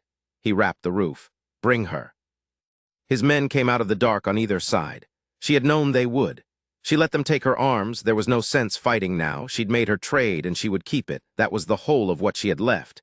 And she was climbing up into the carriage when a horse came out of the brush behind them at a hard trot, and a voice she knew said, Ma'am, that you? Old Tom. He'd woken to the dogs, or to nothing, to the old man's sense that a thing was wrong. He took in the carriage and the men and Clara between them, and he did not hesitate. God help him. He was 60 years old and unarmed, and he came off that horse straight into the nearest of Rourke's guns with a roar. It was over in seconds. She heard the wet crack of a pistol butt against the side of Tom's head, and saw him go down into the roadway and not get up. Saw the dark shine spreading in his white hair, and she screamed then, truly screamed, and a hand clamped over her mouth and hauled her back into the carriage. And the door slammed, and the wheels lurched, and the last she saw of the crossroads was old Tom lying still in the starlight and the men mounting up unhurried around him, as if nothing at all had happened. As if he were only a stone in the road. She did not weep in the carriage. She had gone somewhere past weeping. She sat very straight between 2 men who smelled of tobacco and gun oil, and she looked at nothing, and she thought, I have killed him.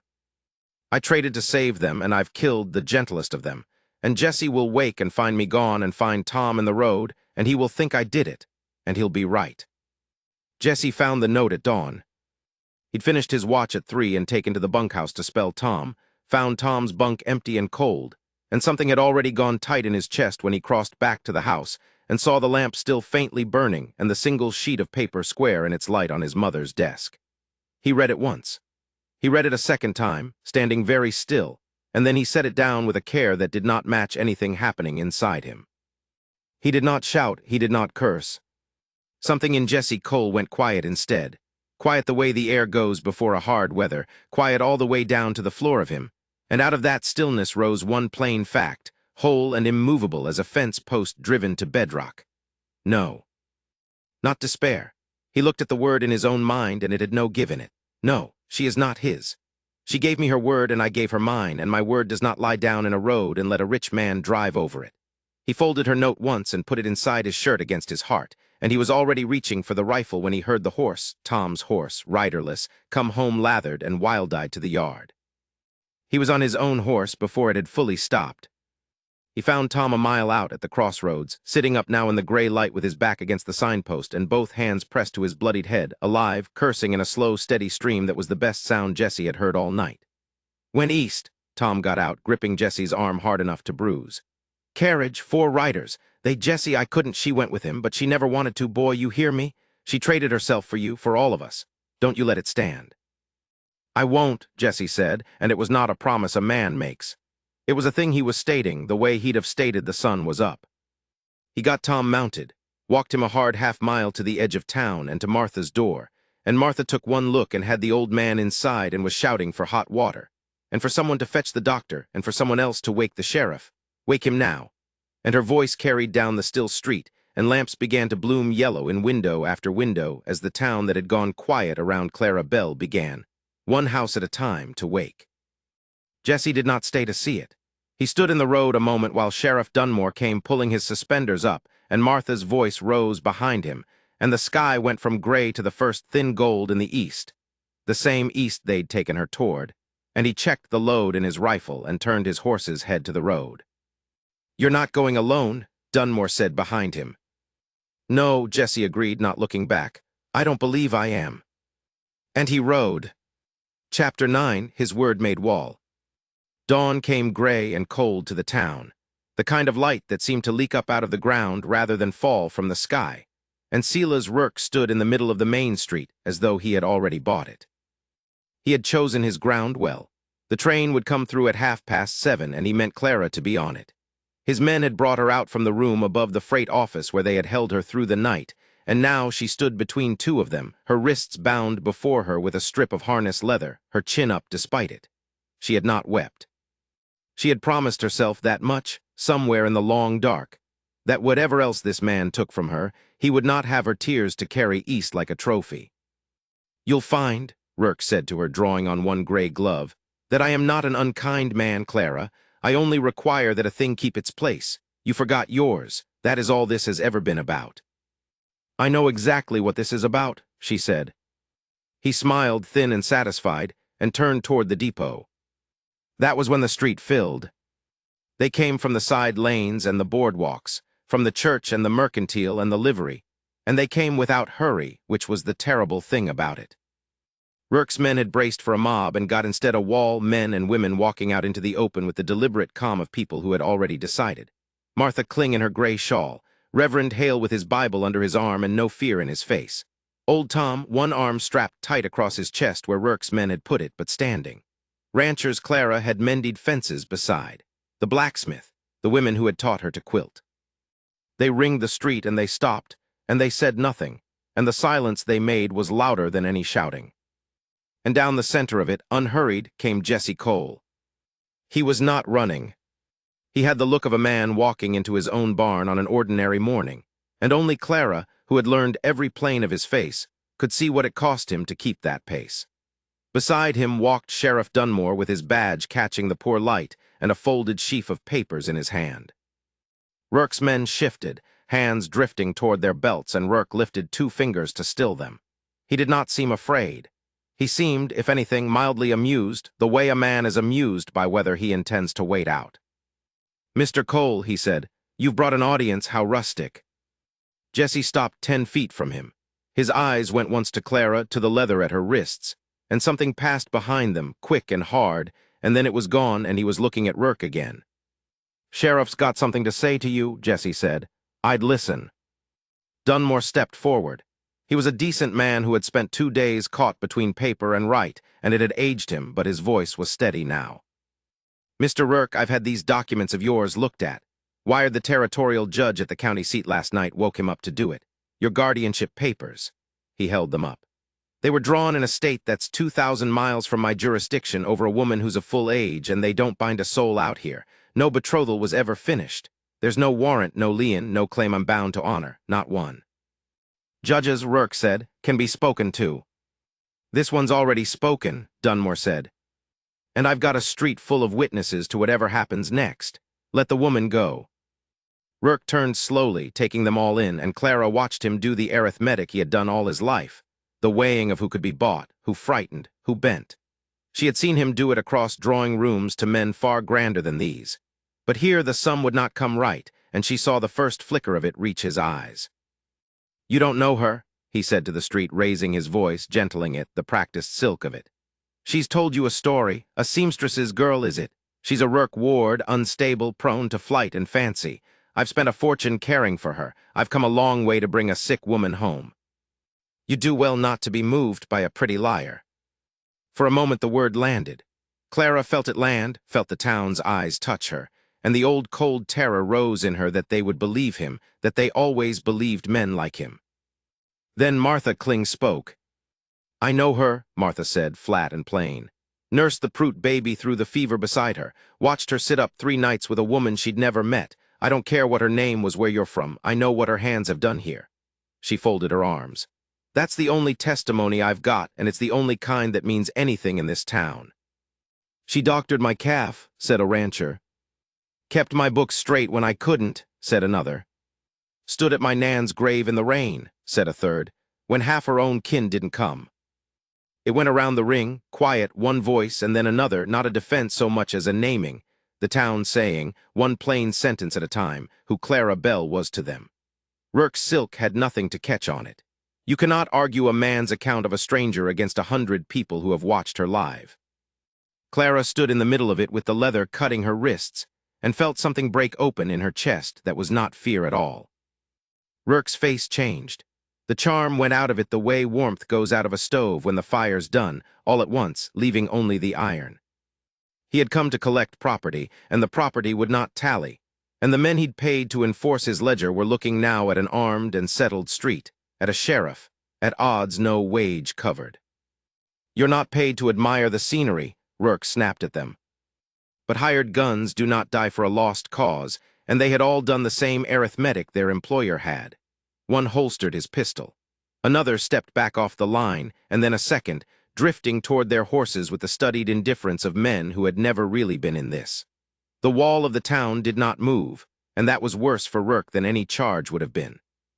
He saw it go. Clara watched him see it, the whole architecture of his power, the money and the law and the fear, all of it proving weightless here. 3 days' ride past the last place his name meant anything. And she saw the moment he decided he would not lose gracefully. He crossed to her in 2 strides, and his hand closed on her arm hard, and the other hand went inside his coat. Then I'll take what I came for, he said, and you'll all watch me do it. The street moved, Dunmore's hand to his gun, a dozen rifles coming level. But it was Jessie who was there, suddenly, close, and Jessie's hand that closed over Rourke's wrist inside the coat and held it. Held the small silver pistol pinned and useless against the man's own ribs. Jessie did not shout.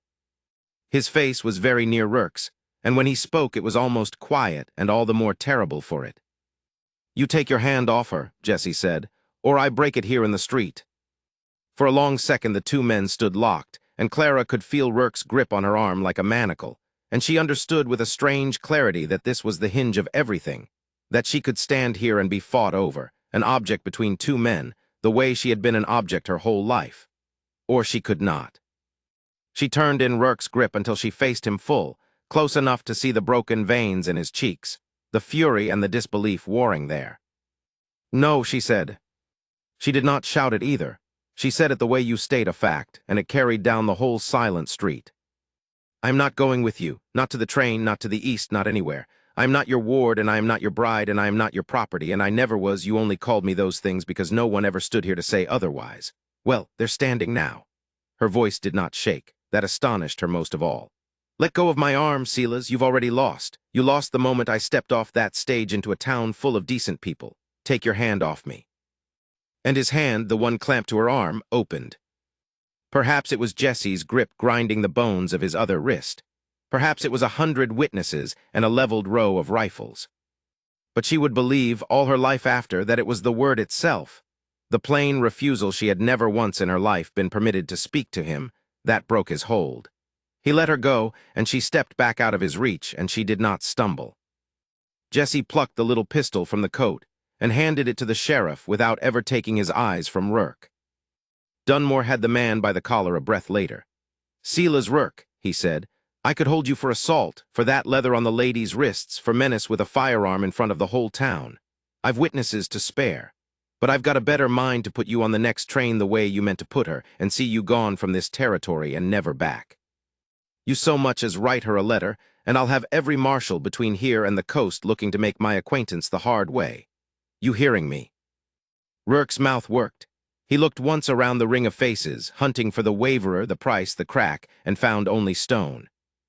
"You'll regret this," he said, but it was thin now, the last coin of a spent man, and no one in the street so much as blinked. They led him off toward the depot, and his hired men were already small shapes riding out the far end of town, and that was all his power came to in the end. It went where all such power goes when there is finally a wall of decent people standing across from it.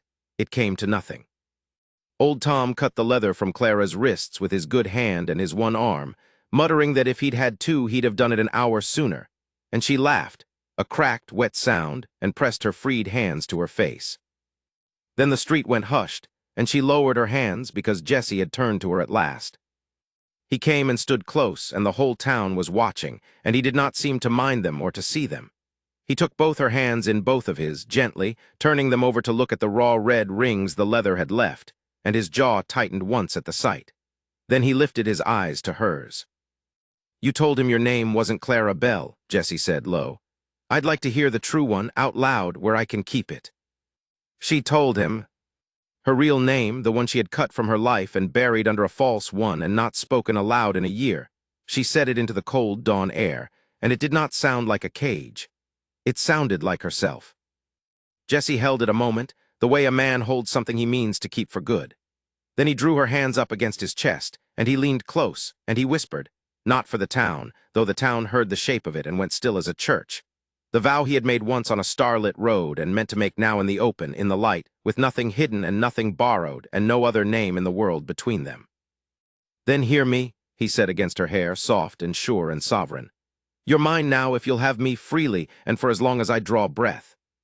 My name's yours the day you want it, and there's not a man alive, east or west, with money or law or a gun, that'll ever take you out from under it again. I've given my word, it's done."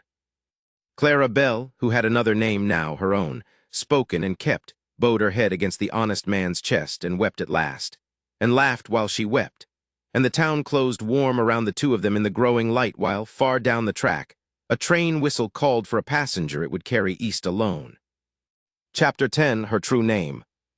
The autumn came in gold over the valley, and with it a quiet that Clara had almost forgotten a person could live inside. Silas Rourke was gone. Not merely run out of town on the morning, the whole street had stood between him and the depot, but gone in the deeper way that mattered, gone from the paper, from the law, from the long shadow he had cast across her whole life. It had taken 3 weeks and 2 hard rides to the territorial seat to make it so, and Jesse had made every one of those rides at her side. "You don't have to come in," he'd told her the first time, outside the judge's chambers, his hat turning slow in his hands. "I can stand up and say my piece. You've said yours enough for 3 lifetimes." "I'm coming in," Clara had answered. "I spent 5 years letting men speak for me in rooms I wasn't allowed into. I'll not do it again, not even when the man is you." He'd smiled at that, the small, crooked smile she had come to live for, and held the door. The judge was an old man named Prewitt with ink-stained fingers and no patience for Eastern money. He read Rourke's guardianship papers twice, set them down, and looked at Clara over the tops of his spectacles. "These were drawn under duress and signed by a girl of 19 who was never given counsel," he said. "In this territory that is not a contract. It is a leash, and we do not honor leashes here." He dipped his pen. "You are your own woman, miss, and I'll want your true name for the record if you be so kind." Clara had felt Jesse go still beside her. She had spoken the name aloud only once before, on the street, thrown at Rourke like a stone. Saying it into a ledger calm and free was another thing entirely. "Eleanor," she said, "Eleanor Whitfield." The judge wrote it, and that was all. No thunder, no cage closing, just the scratch of a pen and a name set down where no one could take it.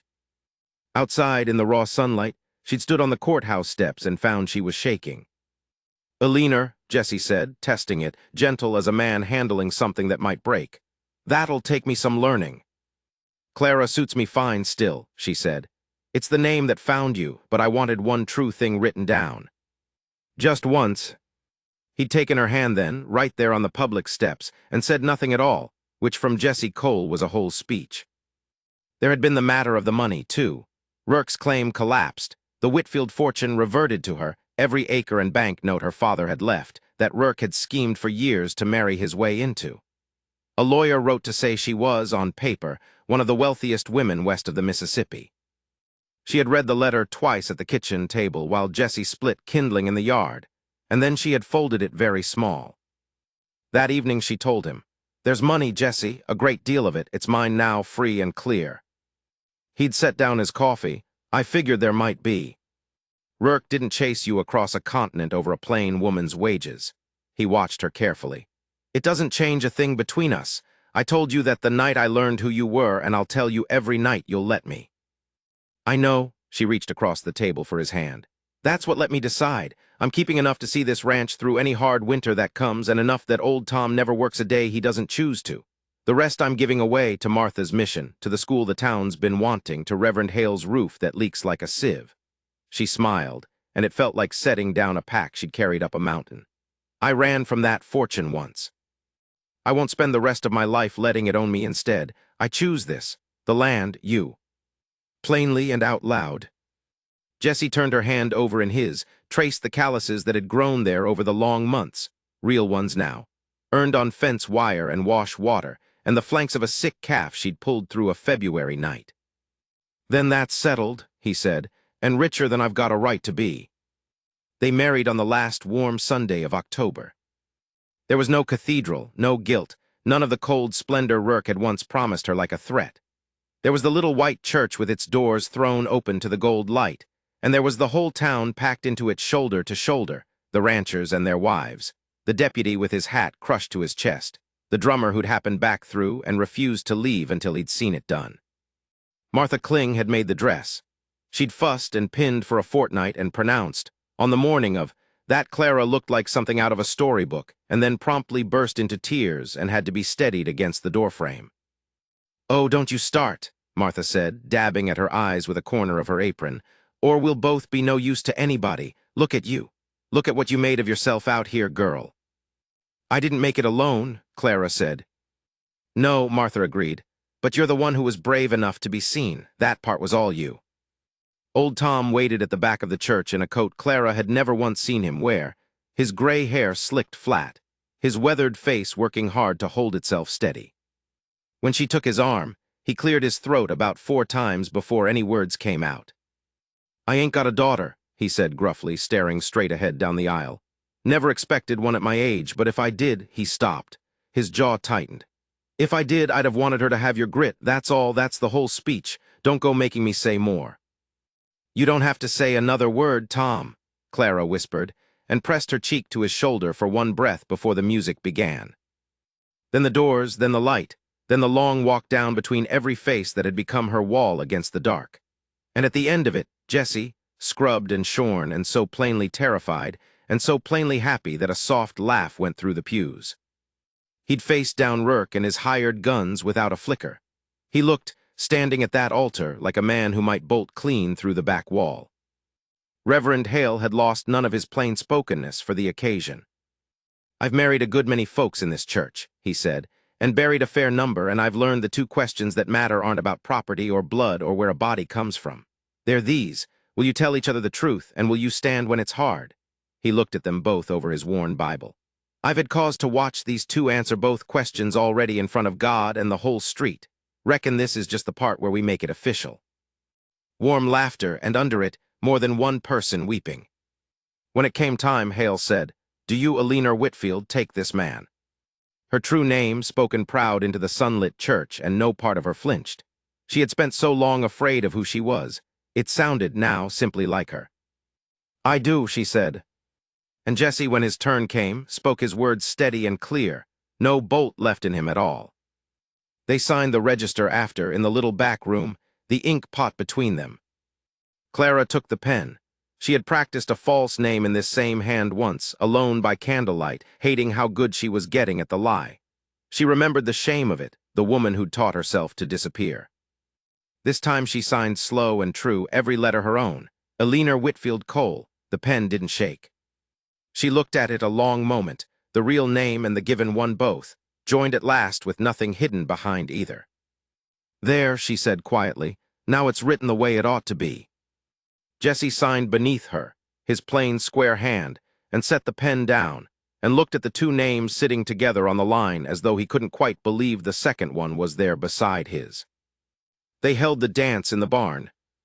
It was the same barn Clara had helped save the summer she first came, the one where a lantern had smashed and the flames had gone up the hay, and she'd beaten them back with a horse blanket and her bare desperate hands while Jesse fought the bolting mare.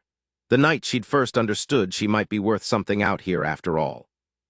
The scorch marks were long since planed away and painted over. Old Tom had strung it now with every lantern the town could spare, and the light hung warm and gold in the rafters where the smoke had once curled. They danced the first turn alone, the whole town ringed round and watching, and Clara thought of the social a year gone, the two of them turning under the stars while every eye read what was between them before they dared say it themselves. "You're a fair sight better at this than you were," she teased against his shoulder. "I've been practicing," Jesse admitted. "Old Tom stood in as my partner, made me swear never to tell a soul." She laughed, and he pulled her a half-step closer, and there in the middle of the turning barn under the lanterns, he bent his head to her ear. His voice dropped low, only for her, the way it had that first night walking home under the stars when he'd made her a promise with no grand words to dress it up. "I gave you my word once," he murmured, "that as long as I drew breath you'd have a home and my name if you wanted it. You've got both now wrote down in ink in front of God and Reverend Hale and every soul in this county." His arm tightened, sure and gentle at the small of her back. "So here's the last of it, Eleanor. No man living will ever take you from under my name again. Not with paper, not with guns, not with all the money east of here. You're safe, you're home. And I'll spend every day I've got making sure you never once have cause to doubt it." She had run 2,000 miles to escape a man's claim on her. She had learned, out here, the whole width of the difference between being owned and being loved, between a cage and a pair of arms you could walk into freely and walk out of any hour you chose, and choose to stay inside anyway. "I don't doubt it," she whispered back, "not one breath of it." Long after the music, when the lanterns had guttered low, and the last wagons had rolled off into the dark with their sleepy children and their calls of blessing, the two of them sat on the porch of the house Jesse had built with his own hands. The valley lay quiet and silver under a rising moon. Somewhere out in the dark a calf called, and its mother answered. Old Tom's snores drifted faint from the bunkhouse. The land breathed around them, hard-worked and honest, entirely theirs. Clara sat with her hand in his and thought of the woman who had stepped off the westbound stage, clutching a carpetbag and a folded advertisement, flinching at a false name, certain no one would ever want the true self underneath it. She wished she could reach back across all those miles and tell that frightened woman what waited at the end of the running, that she would be known, that she would be seen down to the bone and wanted more for it, not less, that she would sign her own true name one day with a steady hand and a man beside her whose word was a wall she could set her whole weight against. "What are you thinking?" Jesse asked, his thumb moving slow over her knuckles. "That I'm done running," she said. "That I stopped a while ago and only just now noticed." He didn't answer with words. He only lifted her hand and pressed his lips to it and drew her in against his side, and the two of them sat watching the moon climb over the ranch that was home. A life built plain and honest. A woman loved at last for exactly who she was, no name borrowed, nothing left to fear, and nothing in all the world left to run from.